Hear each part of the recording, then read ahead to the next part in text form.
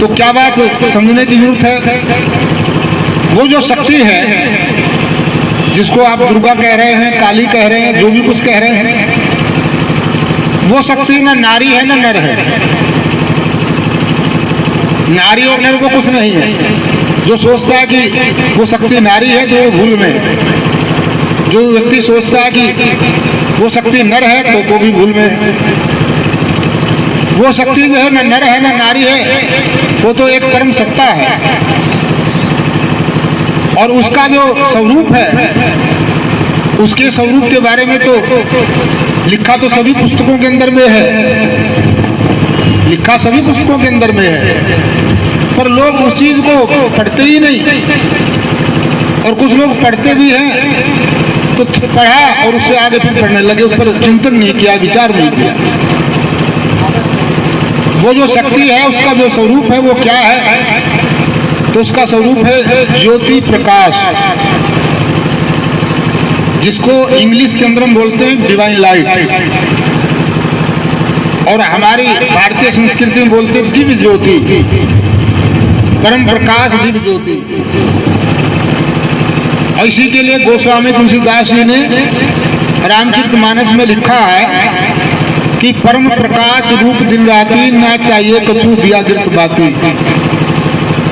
वो जो परम प्रकाश है उसका ध्यान किया जाता है। अब उसका ध्यान कैसे किया जाता है? उसके ध्यान करने में आंख बंद करनी पड़ती है। क्या करना पड़ता है? आंख बंद करनी पड़ती है। जो भी लोग चाहे असली ध्यान करते हैं चाहे नकली ध्यान करते हैं, असली ध्यान करते हैं चाहे नकली ध्यान करते हैं, लेकिन आप क्या देखते हैं कि वो आंख बंद कर लेते हैं। अब आंख बंद करना तो बहुत आसान है, और एक दृष्टि से आंख बंद करने की तो कोई बात ही नहीं है। क्यों बात इसलिए नहीं है कि आप अगर दिन में आंख बंद नहीं भी करते हैं, अगर सुबह से आप भी आप आंख बंद करके नहीं बैठते हैं, तो जब आप सोने लगते हैं तो उसमें तो आंख बंद ही कर लेते हैं। तो आंख बंद कर लेना ध्यान नहीं है। आंख बंद करने के बाद में आगे क्या किया जाए उसको पहले समझना है। आंख तो बंद इसलिए की जाती है, ये जो बाहर की जो माया है, ये बाहर की माया हमको दिखाई न दे, इसलिए आंख बंद की जाती है। पर आंख बंद करने के बाद में आगे कैसे क्या किया जाता है उस चीज को समझने की जरूरत है। तो अब जो है गीता के अंदर भगवान कृष्ण ने कहा है इसी विषय में कि नेत्रों की दृष्टि को भ्रुकुटी के मध्य में स्थापित करें। नेत्रों की दृष्टि को भ्रुकुटी के मध्य में स्थापित करें, नासिका में विचरण करने वाले प्राण को सम करें। अब ये बात गीता में, जिन्होंने गीता पढ़ी होगी तुमने इस बात को पढ़ा होगा। तो अब सवाल ये उठता है कि नेत्रों की दृष्टि को भ्रुकुटी के मध्य में स्थापित कैसे करें। बहुत से लोगों को भ्रुकुटी का मालूम नहीं। चलिए भ्रुकुटी के बारे में आप लोगों को बता देते हैं। जिन लोगों को नहीं मालूम है उनको मालूम पड़ जाएगा। जिस स्थान पर यह तिलक लगाया जाता है, माताएं बिंदी लगाती हैं, इसको भ्रुकुटी त्रिकुटी बोलते हैं। वैसे तो इसके कई नाम हैं। तो अब जो है भ्रुकुटी के मध्य में नेत्रों की दृष्टि को स्थापित करना है। तो बहुत से लोगों को नेत्रों की दृष्टि के बारे में मालूम नहीं। नेत्रों की दृष्टि क्या है? अब आंख के अंदर में सबसे पहले जो सफेद वाला भाग है, आंख के अंदर सबसे पहले क्या है? सफेद वाला भाग है। और सफेद भाग के बीच में फिर क्या है? काला भाग है। और काले के बीच में एक बिंदु है। काले के बीच में क्या है? एक बिंदु है। और उसी का नाम क्या है? उसी का नाम दृष्टि है। तो अब ये बिंदु जो है कहाँ आना चाहिए? यहाँ आना चाहिए। अब कैसे आएगा? कैसे आएगा? अब यही तो समझने की बात है। ये आंख बंद करने से थोड़ी आ जाएगा। अगर आंख बंद करे तो आ जाएगा, आंख बंद करे तो नहीं आएगा। क्यों? ये दुखुत रहस्य है। एक सेठ जी थे, उनका एक पुत्र था, और आप लोग जानते हैं कि जिसका एक ही पुत्र होता है तो उसके साथ में ज्यादा लाड़ प्यार दिया जाता है, लाड़ प्यार दिया जाता है, फिर अनुशासन नहीं दिया जाता है। और जब अनुशासन नहीं मिलता है तो क्या होता है, वो लड़का फिर आवारा हो जाता है।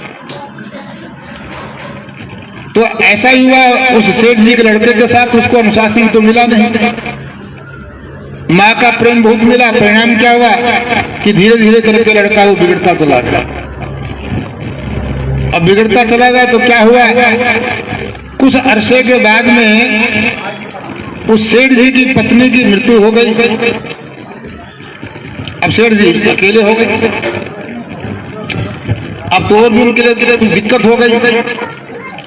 इधर वो लड़का जो है मनमानी करके जो है गलत आदतों को अपने अंदर में पैदा कर रहा था। तो तब उनके पिताजी ने सोचा कि जब मेरे जीते जी ये हाल है और मेरे मरने के बाद तो क्या करेगा, ये तो जो भी धन है सब बर्बाद कर देगा, तो क्या करना चाहिए।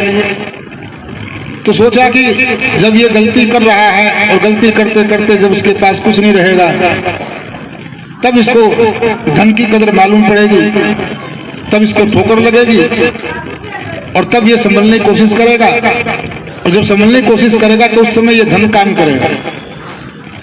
इसलिए उन्होंने धन को छिपा के रख दिया। धन को छिपाने के बाद में जो उनके यहाँ पर बही खाता था तो बही खाते के अंदर में लिख दिया, क्या लिख दिया कि काश तुमको धन की जरूरत पड़े, धन तुम्हारा समाप्त हो जाए,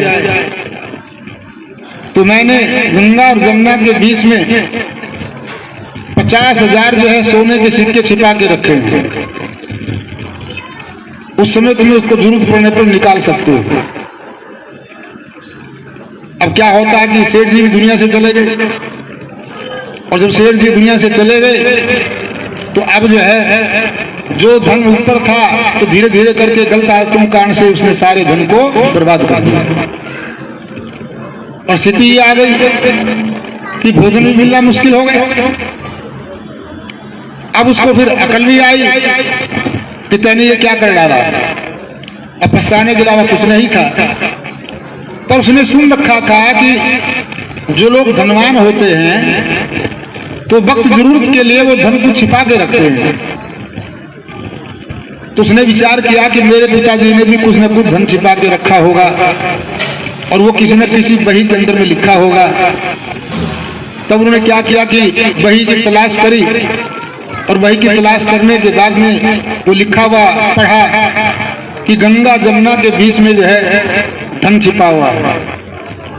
क्यों जी, गंगा कहाँ है? हरिद्वार में। और जमुना कहाँ है? दिल्ली में। और दिल्ली और हरिद्वार के बीच में धन छिपा हुआ है। अब कैसे निकाले, कहां से निकाले? अब उनका दिमाग तो चक्कर खा गया, कहा कि ये तो बड़ी अजीब सी बात है, मतलब समझ में आ ही नहीं रहा है। होता क्या है, कुछ दिनों के बाद में उनके यहाँ एक साधु आए। जब उसके पिताजी थे तब वो साल में एक बार आया करते थे और वहां कुछ दिन तक रह करके सत्संग किया करते थे।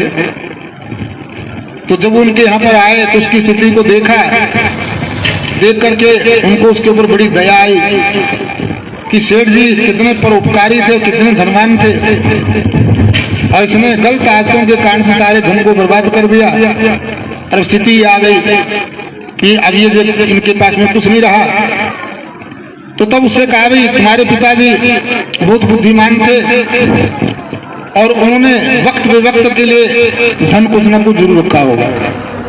तुमने भाई खाते में देखा? तो उसने कहा, जी देखा तो जरूर और लिखा भी मिला, पर हमारा तो दिमाग काम नहीं कर रहा। कहा कैसे? कहा कि उसमें लिखा है कि गंगा और जमुना के बीच में जो है धन छिपा के रखा है। तो कहा कि जरा वही हमको दिखाओ। वही उन्होंने देखी और वही बात लिखी मिली और वो समझ गए। क्यों समझ गए? कि उनके यहाँ पर 2 गायें थी और जब वो गायें को बुलाते थे, गायों को जब बुलाते थे तो गंगा के नाम से बुलाते थे, जमुना के नाम से बुलाते थे। और दोनों गायें जो थी वो घर के अंदर में बांधी जाती थी, आंगन के अंदर बांधी जाती थी। तब वो समझ गए कि धन जो छिपा रखा कहाँ रखा है, जहां ये दोनों गायें बंधती हैं उन दोनों के बीच में वो धन छिपा हुआ है। तो बात यह कि जब उनको भेदी मिले तब वो धन मिला। इसीलिए कबीर महात्मा जी ने कहा कि भेदी लीजिए साथ में और दीना वस्तु लखाए, और कोट जन्म का पंथ था पल में पहुंचा जाए। अगर उनको वो भेदी ना मिलते, वो महात्मा जी जो भेदी थे वो ना मिलते, तो उनको धन मिल नहीं सकता था। ये तो बाहर के धन की बात हुई, और जो आपके अंदर का जो धन है वो धन आपके अंदर का कब मिलेगा? जब आप भेदी को साथ में लेंगे। भेदी कौन है? भेदी वो है कि जिन्होंने उस धन को अपने अंदर से निकाल लिया है, खोज लिया है। तो अब जो है वो भेदी कौन है? वो समय के सदगुरु भेदी हैं। अब उनकी शरणागत आपको लेनी पड़ेगी। शरणागत लेंगे तो आप बहुत फायदे में रहेंगे। अच्छा, एक बात हम इसको दूसरे प्रकार से भी आप लोगों से कहना चाहेंगे। आप लोगों में से कौन आदमी है कि जो चाहता है कि हमारा ज्ञान घट जाए? कोई आदमी है आप लोगों में ऐसा? सब ये चाहते हैं हमारा ज्ञान बढ़े। क्यों जी? अच्छा, यहां तक चाहते हैं लोग कि हमारा जो हर विषय में ज्ञान बढ़े। मतलब केवल जो है संसारिक विषय नहीं, धर्म के विषय में भी ज्ञान बढ़े। तो ज्ञान बढ़ाने के लिए आदमी को अपने से ज्यादा जानकार के पास में जाकर के बैठना चाहिए, नहीं बैठना चाहिए? तो अगर आप धर्म के बारे में ज्ञान को प्राप्त करना चाहते हैं तो इसके लिए जो धर्म के ज्ञाता हैं, जो संत महात्मा हैं, उनके पास में जाना चाहिए, नहीं जाना चाहिए? लेकिन हम लोग देखते हैं कि ज्ञान नहीं है, पर फिर भी ज्ञान न होने के बाद भी ज्ञान का अहंकार है। क्यों? ज्ञान नहीं है पर फिर भी ज्ञान होने का अहंकार है। और ये अहंकार जो है सत्संग के अंदर में नहीं आने देता है, संत महात्माओं के पास नहीं बैठने देता है। तो इसलिए आपको सबसे पहले इस अहंकार का परित्याग करना पड़ेगा। आप जो है अपने मन का निरीक्षण करेंगे और निरीक्षण करने के बाद में समझ में आएगा कि मन जो है क्या है, अहंकार से भरा हुआ है। इसलिए इस अहंकार का परित्याग करना पड़ेगा।